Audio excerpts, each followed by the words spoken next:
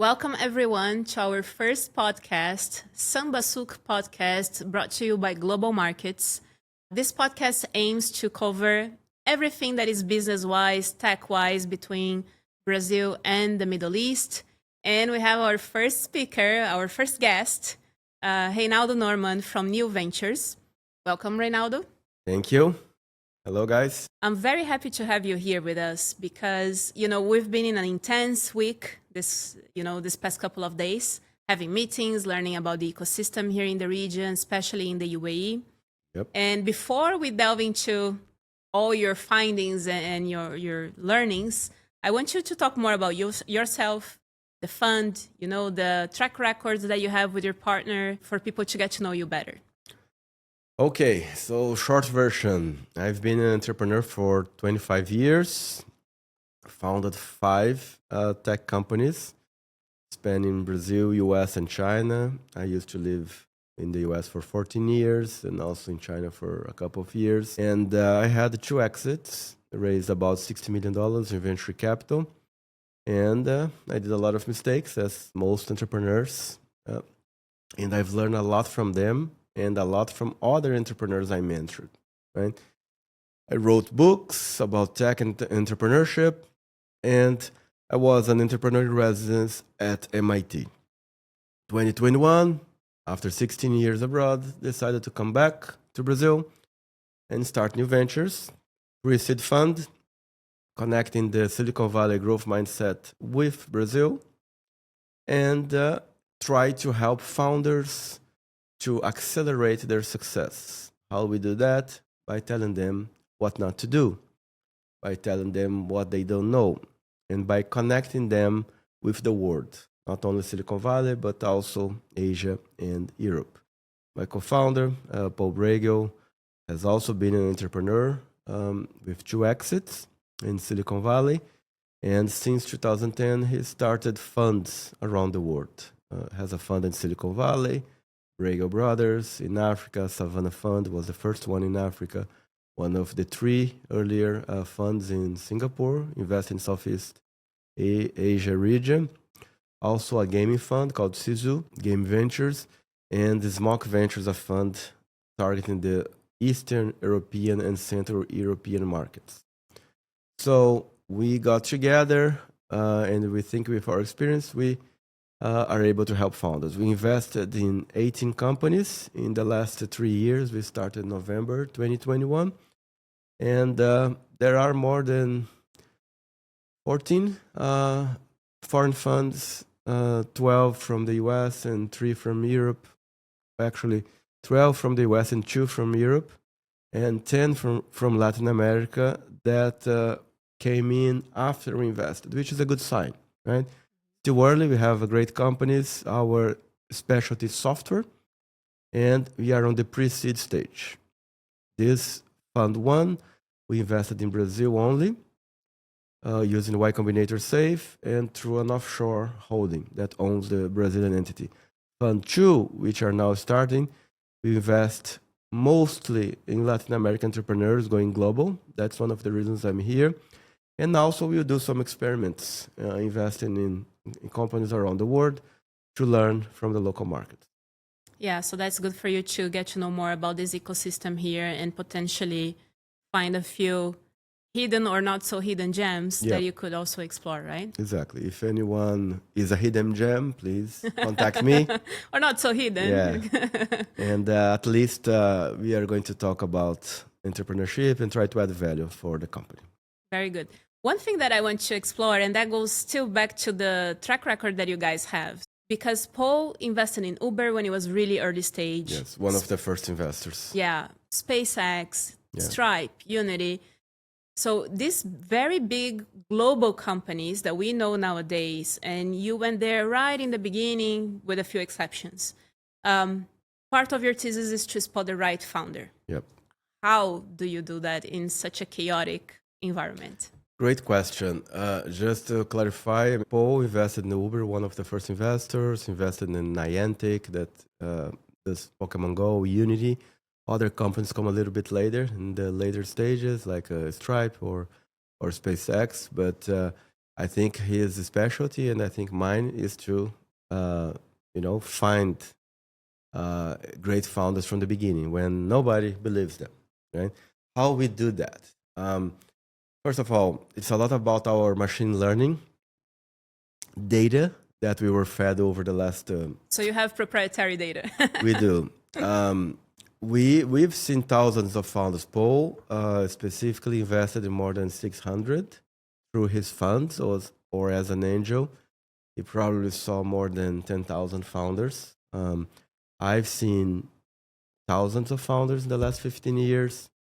Invested in 18 now through Niu Ventures, and I think 10 through game founders in the past. So I mean, he's more experienced than I am, but I think I've been talking to people from all around the world for a long time, to mentor them and help them. And one characteristic that's super important, we need to see the motivation of the founders.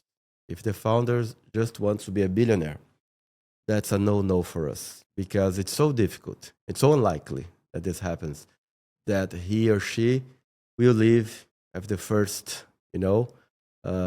period of hard work when the company does not raise money or the money is at the end in the last hopes. So we don't like that. We like motivation such as, I want to build a better product.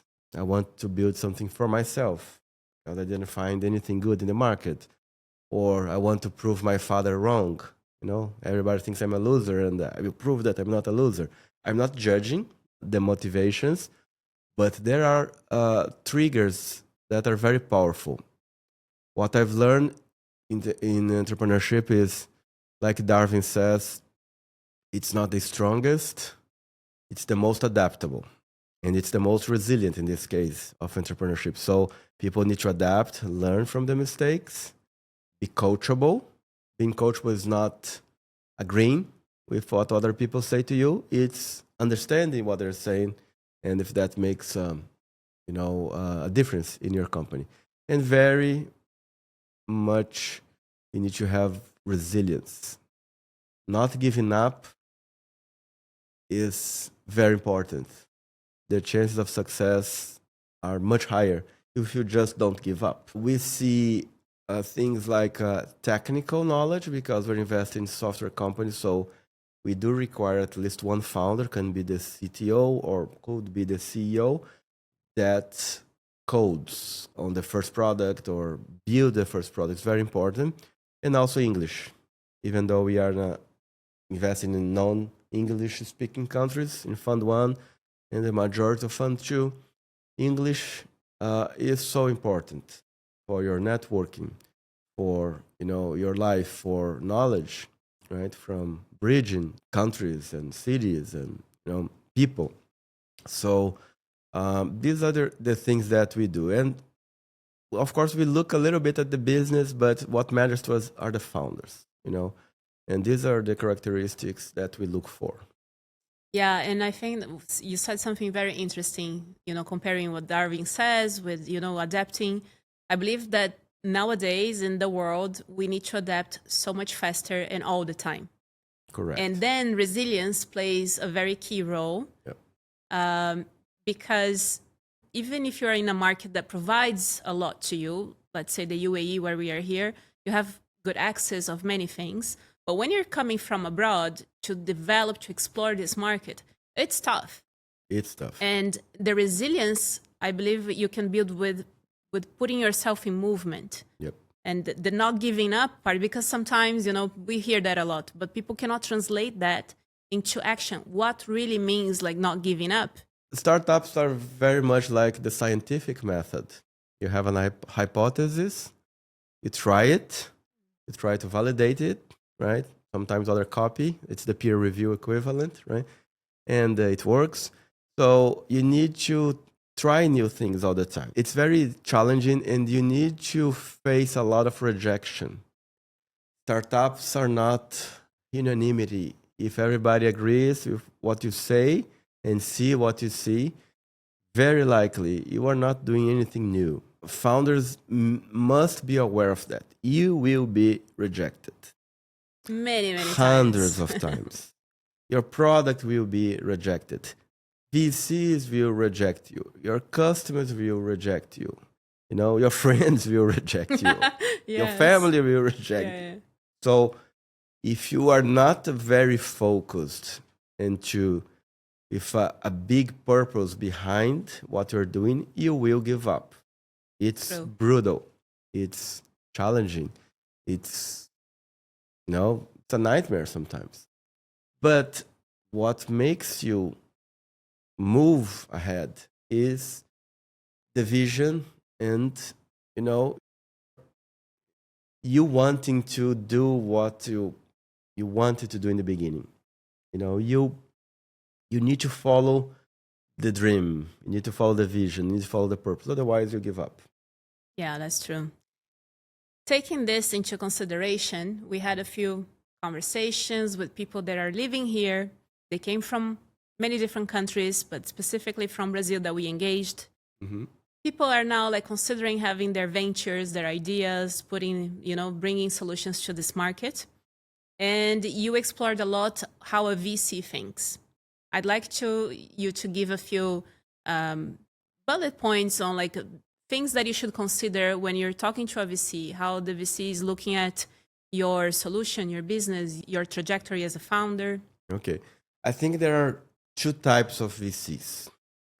VCs that come from a financial or private equity background. There are some good ones, but the majority treats early stage startups as late stage companies. What happens is they are more concerned about revenue at the beginning, they're more concerned about the business in the beginning, than they are concerned about the founders finding the right product market fit. So this is one type of VC. For those VCs, my advice is don't engage for a long time with them because they will not be helpful in your journey if you want to build a disruptive company. If you want to build a good business, maybe they are the right fit. But if you want to build a scalable, global, gigantic, change the world type of company, these VCs will not help you. Then there's the other type of VCs. I'm talking about the early stage specifically because it's very different laws of physics from early stage to late stage. I mean, the more sophisticated VCs that I know and also ourselves, we are aligned on mainly three things. You need to be able to tell your story very enthusiastically, not faking it, but you need to see the founder really, yes, the energy, they believe it, right?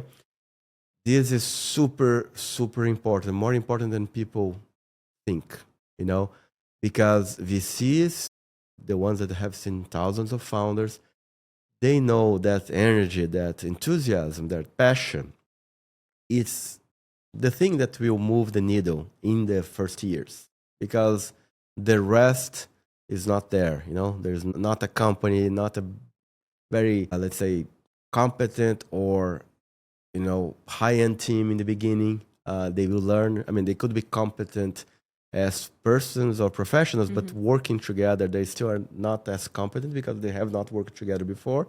But the energy will, you move the needle. It's like a football or soccer team for our friends in the US that has a lot of energy, not a lot of technique. Sometimes they win championships. Yeah. Like Germany in I have a sentence that I learned from Tina Sillig in Stanford.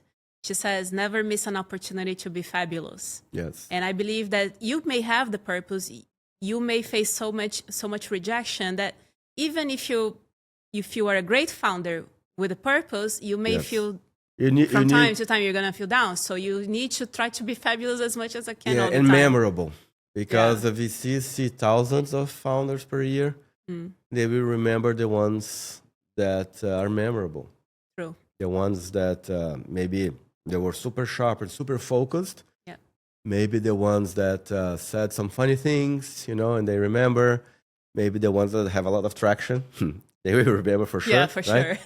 So, but also I think Be super simple in the way you communicate your business. Don't use fancy words. Don't use jargons.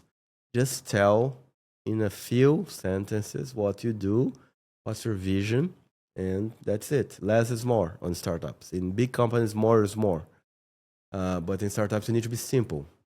Would you say that this piece of advice that you just gave is more applied to markets such as the Silicon Valley, where you've lived for so many years, or this is across the Everywhere. globe? A very good story and a simple story you can see by Hollywood movies. They cater to the whole world. Yeah. And they are very simple stories, like the hero's journey. Man is having a hard time in life, then he finds something, then he becomes a hero, then he loses his powers. You know, I mean, people respond super well to simple stories. I think it's universal. Yeah. The ones that do this the best are the Silicon Valley founders because the culture was built a long time ago with this model. But I believe in any culture or country, you need to keep it simple, you know?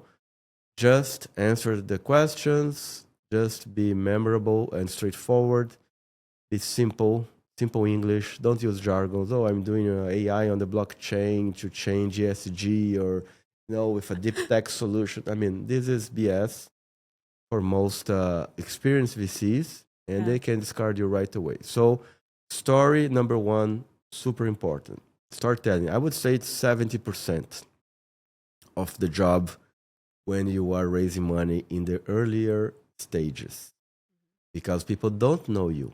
You need to convince them to invest in you and your team and your business in 5 minutes. That's very hard, and that's not taught at schools in most of the world. Second thing is a startup needs to be focused on growth, not on making money immediately, you know, because VCs, they are looking for a monopoly. It's not a nice word when you hear it, but my point is there is a space just for 3 winners in each subcategory. You know, how many search engines there are, how many ride sharing services there are dominating the world. You can see it's 2 or 3, you know, everywhere. So a lot of founders, because of the pressures of their own markets, which focus on revenue, on EBITDA, or, you know, profit. Yeah, you can make a profit if you want to, but would you become a monopoly if you work that way? No. Might have been some examples over the last 50 years, but very rare a disruptive company like Google or Apple or Facebook or Uber or Airbnb or Stripe or, you know, any of those, except games. Games are very profitable from day one. Very few of them, but it's very unlikely this will happen. So focus on growth. If you don't have growth yet, focus on progress. You know, okay, I started the company 3 months ago, and I already have a team. I already built our first prototype. Already launched for, you know, our customers. And for God's sake, launch. You know, many founders want the perfect product. You need to use the customers to give feedback and improve your product. So launch as soon as possible. 1 month, 2 months, 3 months. Don't wait more than that, except again in games or hardware, right? I mean, but we are talking about software here, or apps or SaaS or whatever. And the third thing, so first was storytelling. Second is growth, if you don't have a growth product. Third, ambition. Oh my God. Again, VCs are looking for monopolies. If you're doing the SaaS for your state or for your country that's very small, nobody will care. You know, it's not for VCs. It's not for sophisticated VCs that can help you. So ambition is not greed. People are not looking for people that want money. People are looking for ambition. I want to build the best product in the world. I want to build the best company in the world. I want to do something that nobody ever has done before. I want to change how industry X or Y operates, you know? This is an amazing point because many people come to Dubai, specifically to the UAE, and now going to Saudi. And actually, that's a good way to separate things. One thing is when you're pursuing money, being Correct. greedy or being just what you want to do. Yep. The other thing is you having an ambition to build something that lasts and that grows and so on. Exactly. I mean, focus is on the customer, not on what the VC wants. If the customer comes, the VCs will come. If the customer spends time on your app, you will be able to monetize and the VCs will come. So focus on the customers. If you focus on the money, it's much more likely that you have a small company than a large company. You know, the best founders I know, they never focus on the money. Money is a consequence of a product or service that, you know, is useful, you know, that people want, right? Of course, there are some people motivated by money, but don't focus on being motivated by money in And the short. this is part of the game, Yes, right? So exactly. it's not like don't look at money. Of No, course, I mean, everybody. this is gonna be part of it. Yeah, everybody likes to have money. Money helps, Yeah. freedom or comfort. I mean, nobody wants to live in a bad place or, you know, with cockroaches or in the wrong part of town, Yeah. you know, right? And everybody wants freedom, right? I mean, they want the freedom to love, freedom to travel, freedom to, you know, say what you think. I think money gives you that. Yeah. But money, at certain point, I've met many billionaires and very rich people around the world. Money, after a certain threshold, does not bring you happiness. It does not make your life better. I've seen many. Doesn't motivate you for anything. No, else. I mean, some people are motivated by money, but these are more, you know, people maybe that are psychopaths or sociopaths. But I think most people are motivated by power, not money. You know, at a certain point, I mean, more than $1 billion, there are not many things that you cannot do. But if you have 100 billion, that gives a lot of power.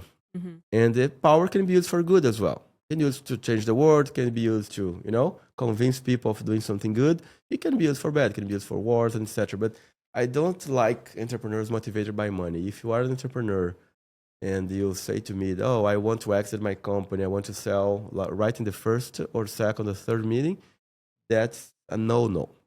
That's also part of your criteria. Yeah, because I don't care what you are motivated about, but I mean, you will give up. That's the point. You will not build a monopoly. That's not strong enough. In times that you need resilience for this to stick through. And, yeah. You might be motivated by money in a sense that, look, I mean, I grew up very poor. I want to give my family and have a much better life. That's a great motivator. But money for the sake of it, oh, I want to make $1 billion. I don't think that's a motivator. I think it's more of a vanity metric. Yeah. And you mentioned about monopoly. So how do you build a monopoly then? Well, that's the $1 billion or $1 trillion question, right? I think VCs love to talk about moat, which is that, you know, small river in the castle where the old castles were built, where, you know, the invaders could not reach the castle. They fell in the water, this big wall, which means moat means what's your competitive differentiator, right? Everybody asks that. Oh, it's your technology, etc. I don't believe in moats. I think technology will always be a commodity sooner or later. And very likely it will be free. You know, you see, like 2 months ago, ChatGPT launched the O3 model, deep research model, which costs $200. Today, you can access on the $20 plan. In a few months, it will be free, you know, as computing scales the processing power and diminishes the cost, right? So technology gives you some time, you know. So I think the main moat or the main differentiator is execution. A lot of cultures talk, oh, I have this idea. Uber is a great idea. No, Uber is not only a great idea. The founders and the team that executed are awesome executors. They're badass. Very difficult to do, you know? That's what makes you win. Speed, efficiency, ambition, you know, and this motivation that's talking to you, you know, behind you, saying, oh, you need to do that. You need to, you know, change the world. You need to create a great product. You need to have a better life for your family. Whatever it is. It's kind of like you're obsessed by that. Yeah, exactly. It needs to be an obsession. The second thing that's important to create a monopoly is distribution. Oh, yeah, we spoke about that a few times. Yeah, many first-time founders fall in love with the solution. You need to fall in love with the problem, you know? And many first-time founders, they fall in love with the product or the tech, right? And there's a saying in Silicon Valley that says first-time founders obsess about the product, second-time founders obsess about distribution. You need to build your own channels. Otherwise, people won't know about you. Otherwise, the cost of acquisition will be very high. Everyone can buy Google or Facebook ads. So the only way to convince that's your distribution method is showing that you are the best at acquiring users through Facebook or Google. So it's not competitive at all. It's a war out there, you know. Big companies investing and big teams, big growth teams. So you need to think, okay, first of all, I need to be discovered, right? Site, product, put in an app store. Second is, okay, now I need to convert the users. So you have an app on the app store, which is not your distribution, but it's a channel for distribution. Some people will see it. If they like it, they will convert. Is this conversion big, small? Third, they need to come back. Otherwise, you don't have anything. Yeah. WhatsApp is what it is because we come back many times a day. Everyone, right, that use WhatsApp, except some people that not reply very often. Yeah. And fourth, if you have engagement and people coming back, you monetize. So distribution is super important to lower the acquisition costs and also to reach more people, right? So what's our hypothesis? Maybe you don't know, but you need to have a hypothesis. Oh, I'm selling kids stories and I will infiltrate the moms groups on WhatsApp or Telegram, I don't know, and I will try to sell to them. Maybe I will go to Reddit in a subreddit X or Y, and I will try to promote my startup. Maybe I will knock on the doors one by one, or we go to conference. I don't know. You know, each case is different. Yeah. And third, on this era of AI, very important to have proprietary data. The war for the foundational models has been won. There will be 3 companies max that will make the best, the most powerful, the most amazing foundational models that will do always, or that will do everything, you know. But they cannot access proprietary data. If you are working in healthcare, you have data from hospitals or labs, you know, you have proprietary data. If no one has the same data, you have a big advantage. That could be considered a moat, you know, but still, after some time, it will become a commodity. So, in other words, I mean, that's the business, to build distribution, you know. Apple is not the number one in AI, but they have 2 billion active devices. So they wait the others to fight, and then they use whatever model wins, you know. Yes. So, I mean, distribution is super important. It's very underrated. Yeah, true. For first-time founders. And bringing now, you know, these learnings that we had here this week, what did you think of this market? How do you compare it with other places you've been? Of course, you have a great experience in Silicon Valley, and you are Brazilian, you know the ecosystem, and also in Asia. How do you see this happening in terms of these opportunities, finding founders, finding a place for distribution for global businesses, and the ecosystem in general?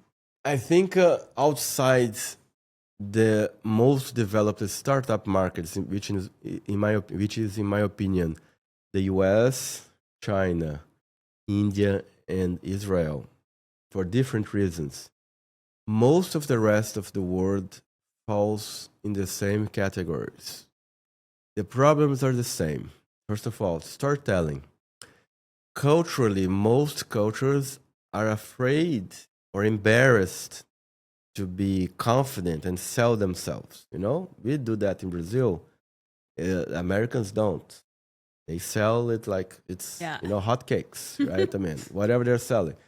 And of course, you need to sell something good, but also be able to sell it. So I think there's a cultural component in most of the world, including here, that selling makes you look like, I don't know, a con man or a con woman, which is not true. Just don't be a con man or a con woman, you know, and sell your product. Yeah, true. I mean, it's that simple. Yeah, being authentic Yes. while selling, And, right? and I mean, have something that people want, Yeah. right? So if you have something good and that people want, I mean, sell it, you know, because people want to know. You need to sell to your co-founders, to your team, to customers, to VCs. It's a very important skill, which is correlated to storytelling. You know, storytelling is selling. Most people don't think about storytelling as selling, but it is, right? Yeah. People love great stories, right? Yeah. And many of these terms are underrated or overrated, right? So you Yes. need to put them in the right categories. Yeah. That's definitely important. Yeah. So I mean, it's very important to sell.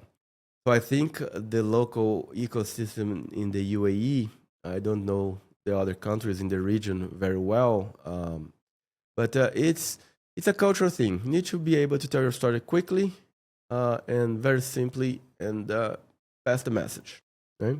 Even to customers. Very simple too. And it's something that we see happening in the top. You know, if you see everything that this country has built, you know, hats off to the leadership. Hats off. But this needs to Yes. be Trickle broken down. down in, you know, across the society. Correct. Yeah, I mean, it's interesting because Dubai did specifically Dubai, not Abu Dhabi or Sharjah yet, but specifically Dubai did a great job of selling. No, that's why it became what it has become. Yeah. No, Because I think this is the best case in marketing and Yes. sales, you know, across the Yes. world. Yeah, I agree. I mean, 50 something years, the country went from very, let's say, very not poor, but very a country with no infrastructure at all, Yeah, was there not on was the map, Very few and things everybody here. knows what Yeah. Dubai is today. Yeah, they saw the dream, they saw the They vision. sold exactly They marketed very well. very well, And because of that, because you know, people take in different ways, right? Marketing and sales that this country has done globally supported them in facing times of turmoil, you know, like Exactly. challenges, and that's Exactly. how they kept their resilience. Yes. One thing that I learned, I was in one of the meetings with a local person that was in the public sphere, and he said, when we are having challenges, this is the time that we do the most marketing we can ever do. Mm-hmm. Because if you go silent, Yeah. people will notice, what's happening? Exactly. Something is going wrong. Exactly. And that's why they never stop. Usually startups or founders, when something goes wrong, they cut expenses from marketing first thing, Yeah. right? Here was the opposite, and that Yes. was such a big learning. Yes. You know, and that's how you see Exactly. a growth mindset Even works. apps, you need to be able to have your acquisition or your marketing all the time, Yeah. even in the dark times. I think this is something that needs to trickle down. And I think it's a few years away. Brazil didn't do that very well. Silicon Valley has always been doing that very well. It's cultural. China didn't do it very well. They learned it, you know. India does that very well, you know, selling their startups, etc. So I think this is super important, and I think it's on par with most of the world, but it could have been improved. And if I may add on this, not only Brazil, but a few countries, the people are talkative, right? So more Latin blood, let's say. Even in Europe, you have like the south of Europe. Yes. You also have like Italy, Spain, so on. One thing is you being talkative. That doesn't mean that you are good in storytelling. Exactly, or selling. Or, yeah, if we make Yeah. it synonym of each other, yeah. Or selling. So having the skill is really important. And you may think you have it, but no. No, yeah, I think it should be talked more about. Yeah. You know, here. I would advise, you know, pitch competitions. You know, need to be very stringent with time, with the message. You know, very simple, concise, Yeah. focus. I think that's super important. Would be, I mean, who am I to give any advice to anyone here? But I mean, that would be the first thing I would tackle.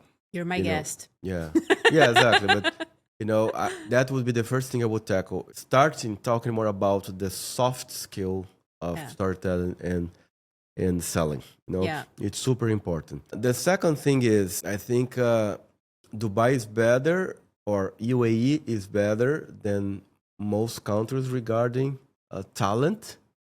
The UAE in terms of engineering talent, which is very important to become a superpower in startups, is better than most countries, but still not on the same ballpark of the top countries, which I mentioned. You know, and unfortunately, in this game, being fifth or sixth or seventh does not matter. So there are small countries that have a very good focus on develop their engineering talents or attract engineering talents to live there that do well. Sweden is an example. You know, Estonia in Europe. You know, Argentina in South America. That's true. Right. Yeah. So I think there needs to be a more focused culture to attract and retain engineers to teach them hard skills. You know, I talked about soft skill of storytelling. Now I'm talking about the soft skill of selling, so engineers can come and stay, or to teach, you know, the new generation to be great engineers. I think it's below the top countries, but above most countries. And they have all the means to do that, Yes. because we've been to places you saw equipment that was like, oh my God, Correct. we don't have access to that No. elsewhere, you know? Even at MIT, the And things here in I've the seen UAE we here- do. Yeah, exactly. So I mean, it's not the lack of money, which most countries suffer from. I think it's the lack of understanding that engineers today are the ones that will create the top startups. If you see in Silicon Valley, most founders on the top startups, all of them are technical. Mm-hmm. You know, Google, Meta, Amazon, Yeah. Nvidia. I think they do understand Tesla. that, and they're working hard on it, but you know, it takes Yeah, it needs to. takes time to. Yeah, it needs to go up. Yeah. You know, because Okay. what I've heard here is there's not enough talent Yeah. for which- engineers, which is normal. But you know, knowing this country as I know a little bit after this trip, they will fix it. They will. You know, they know what they're doing. But I think, I mean, they should not lose the focus. Sometimes I see the focus being on infrastructure. That's good. It's important to have this infrastructure, but that does not create top startups in the world. What creates startups are people, right? So I think the focus should be more on bringing the best people, making it easier. It's already been a long way, I mean, in the development of the country, but still needs to, you know, go higher and higher. The third thing, the market. The market here is very small, even if it's big. You know, I mean, it's a high-income country with a population that's richer than many other countries, but still 10, 11 million people, right? So this generates a problem which the US, India, or China do not have, which is they have a huge market internally. So if a startup goes to the US or starts in the US or starts in China, starts in India, oh, they have a lot of work. Or even Brazil, they have a lot of work, right, to do in the next 5 years. Here, I mean, they need to start, in my opinion, with thinking globally. Let's build global companies. Estonia, with 1.3 million people, built global companies. Sweden, it's just a matter of the communication and the ambition needs to go up. Again, people do not think about starting global companies. They think about starting regional companies, right? At least what I've seen here. So I would work on these three things to solve all these problems about storytelling and bringing the best people. Yeah, and I think there is a big effort from all Emirates to bring companies from all over the world to this market. And they have very good infrastructure for entrepreneurs to succeed. You have mobile penetration, almost 100%. You have internet penetration, 95+%. So, you know, you have an infrastructure, digital and physical infrastructure. But maybe it's not only, you know, the ambition that needs to be nurtured here and go up, but also companies coming from abroad. They don't need to bring a company to enter this market only, but also bringing companies to be global. Yeah, be a starting from here. trampoline for the world. Exactly. So this is a marketplace for you to go global with your solution. Even if you start in other countries, not necessarily that coming here, you're just entering the region. No, you can build a global. Yeah, I mean, that's why, I mean, a lot of companies, they send one or two founders to Silicon Valley. The development team continues to be, let's say, in Belarus or Jordan or whatever, Ukraine. But the founders, they need to be there. And they could be here, if they want to go outside the US, right? So I think, I mean, I will say it's the software that needs an upgrade, not the hardware. Hardware is awesome. Good. This is a good comparison, yeah. It's awesome, But the hardware is only as good as the software.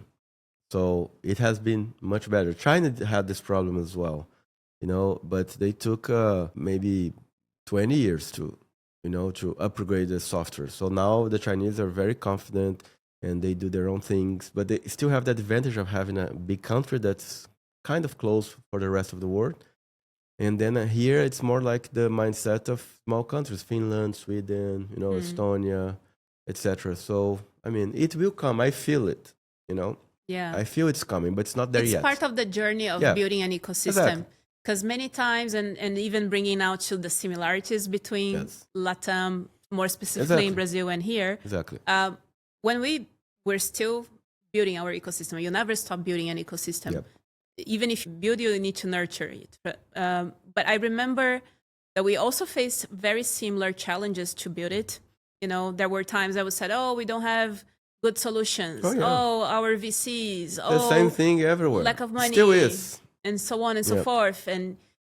But there are similarities, and I'd like you to talk more about that as well. Yeah, I think you need to have 2 or 3 big success cases that will retrofeed the local market. So in Brazil, like 13 years ago, I mean, Nubank started in 2013, so 12 years ago. And raised money, built a company, built product managers, UI designers, and etc. And the meteoric rise of Nubank made a lot of millionaires, made a lot of engineers and other people very experienced. These people ended up reinvesting the ecosystem as angels or starting companies or, doing good for the ecosystem. You need 2 or 3 of those. Yeah. In Brazil, there are others that were responsible for the ecosystem. 99 Taxi, acquired by Didi. They train the workforce better than the universities do. Yeah, that's something that's not well understood. Because you learn by practice, right? Exactly. Practice is everything. Real life. Exactly, and they learn the game of VC. They learn the game of startups. They are closer to the founders, so they met the VCs. They maybe are in the pitches or in private sessions. So this region, although there are big success cases like Souq or Karin, right, and others, I don't feel, might be my ignorance, that these people or these companies were retrofeeding the ecosystem. We do have a multiplier effect from people that worked in these big success stories, and they are feeding the ecosystem. I don't see that on a global scale. Maybe they are giving back to the ecosystem in the region, and that's why it's very hard for you to see from the outside. Yes. So there are many things happening. Okay, so I take it back. I mean, but I mean, it needs to be more than that. It needs to be fostering the ambition, global aspirations. Yeah, this part is very important. What you said. Because otherwise, I mean, this place has, a big chance of becoming the mini US outside the US. Now that the US is looking inwards, and it's a platform to scale, and you need a case for the world, not for the region only. Yeah. Brazil has some cases for the world now, after many years as well. So I think it's a matter of time. I agree. Yeah. But and we're almost there. It needs to be really competitive, And in the B2C space, for instance, 95% plus of the apps that we use are coming from the US or China, So there could be some champions from the region. B2B is more difficult, but I was actually much more impressed than I seem to be here. But I was very impressed. I didn't expect to see what I saw here. Very good. Yeah. But it's not enough. That's the point. That's the unfairness of this world that we live in, startups and VCs. It's not enough. There are spaces for just a few. And the UAE wants to be one of those few. Needs to step up. It is stepping up, but it needs to step up quicker. Now, going towards the end, bridge between Brazil and this market here, either UAE or the region. What are the areas you see that could be a good potential and the similarities in our culture that would make this process easier and more fun? Yeah, cultures are very similar. Just the last mile is different, we dress differently, we have different religion, but this does not matter, as I said. People are people. We want the same things. We are warm, we are fun, we are smart. So I think there are many more similarities than people realize. And I think the first step to break these stereotypes on both sides, when people think about Brazil, they think about Amazon or Carnival or beaches, it's much more than that. You have the top payment system in the world. We have, very sophisticated financial sector. We need to sell ourselves better as exactly. well. Both cases. As a country. Yeah, UAE, more specifically, I think Dubai, has sold it very well on other areas. I think now this needs to be applied for, as we're talking, as a platform to globalize your company, And I think the best way is to open up avenues to know each other. We don't know each other much, Most people that come here, they just know the glitzy skyscrapers and wealth. They don't know the people. The second thing is identifying the industries that are similar, logistics or fintech, as we mentioned earlier today, agriculture. These industries are different but are similar. It's about discovery. When people discover, they will know. Opportunities arise. But they need to go through the facade and the stereotypes. Dubai is not what you see as a tourist, and Brazil is not what you see as a tourist. Much more than that. So we need to do deeper missions or kind of relationships, so people can see, like the one I did here with you the last week. Amazing. Well, can't thank you enough for your time. It was really cool. Pleasure. And I hope to see you a lot more here in the region and a lot more often. You have any final words that you would like to say? Just was super impressed. Never thought I would be saying that I'm saying today. Countries that I didn't know very much. I was educated. And I was open to be educated, which is important. You came with the right mindset. Exactly. I didn't come with stereotypes or thinking, I will want this or these people want like this or that. I just wanted to hear. And I think people should be open, It's fascinating. And the success story of this country is unparalleled in the world history, in the recent world history. Maybe China and Singapore are the only ones that I see that similar, right? One in the different scale, other in the similar scale. It's just a matter of time. I think in 5 years, this market will be really powerful in tech. And, startups. True. Thank you. Thank you. Thank you, guys. So my name is Ludmilla Figueiredo. I'm the host of Samba Souq, the podcast bridging Brazil and the UAE and the GCC region, brought to you by Global Markets. Thank you. See you next time. See you.